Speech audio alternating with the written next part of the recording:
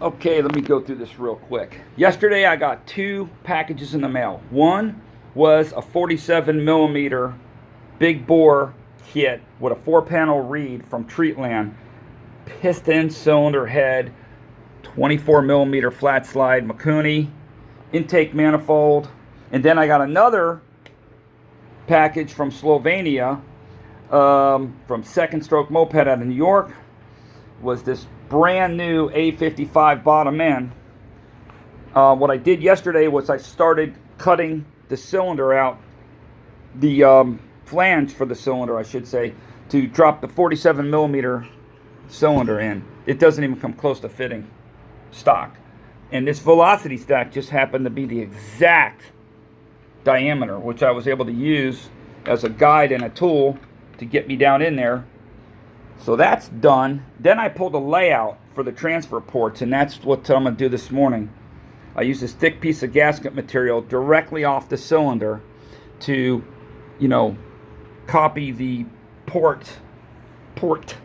And I did the intake manifold, which was horrendous. Had all kinds of sharp edges. You don't want any ledges, edges, or anything.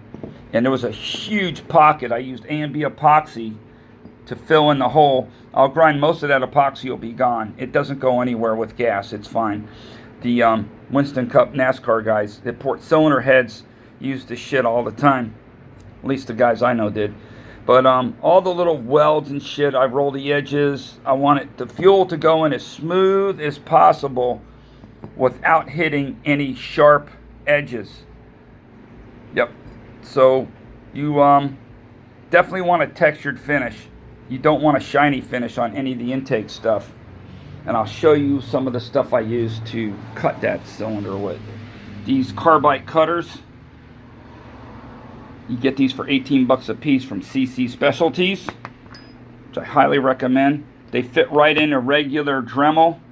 And then you can get the arbors for the sandpaper rolls as well from CC Specialties. These are dirt cheap, and they just fit right in on that like Chronicle looking, or that tapered thing there. Just screw right in. Then you can get these diamond dust rubberized polishers to do the exhaust port.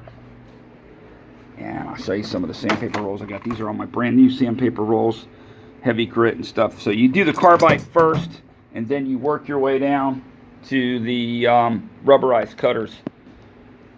That's CC Specialties right there. Really nice people. Let me show you the exhaust port. I don't think I showed that off yet. I did the exhaust port yesterday. Spent probably an hour on it. It's nice and clean. It's smooth. I got rid of any casting flaws, which there really wasn't any. This is cylinders. Beautiful. I like the ports, how they all come out nice and flat for fast scavenging. Yeah, that's that. So I'll be grinding the transfer ports next, and then I'll make a video on that. I start down low and I come up. I see a lot of guys using stones to cut aluminum, which is fine. Just use WD-40 on it. Keeps the stones clean. Keep spraying it, and it'll keep the aluminum from loading up the stones. And also, don't turn it real fast. If you have a multi-speed Dremel, go about medium. Real fast, it will clog them quicker, And keep that WD-40, will keep the stones clean and sharper. That's that. 4-panel reed, piston, stud kit, which did not come with nuts or washers. And what else? Oh, $25 rod bearing. It's the most I've ever paid for a rod bearing in my life.